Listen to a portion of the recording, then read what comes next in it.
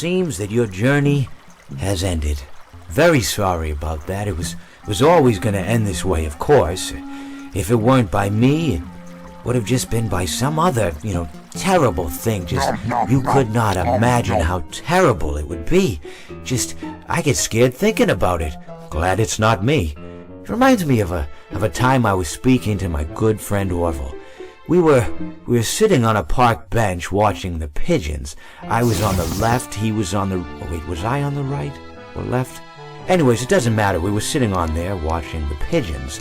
And I said to Orville, "Friend, those birds are frozen." And he kind of looked at me like I'd lost my mind. But I reminded him that it was winter, and often birds will sit in a tree until they freeze.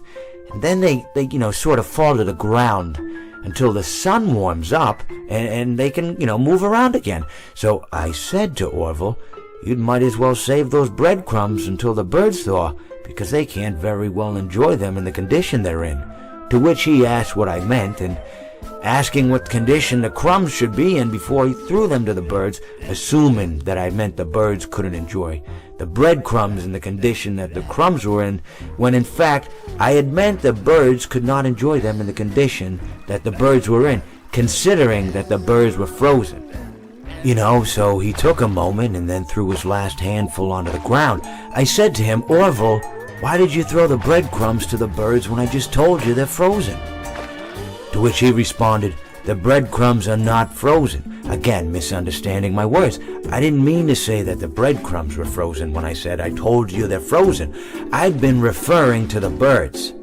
In hindsight, what I should have said was, and this would make perfect sense, "Why did you throw the breadcrumbs to the birds when the birds are frozen?"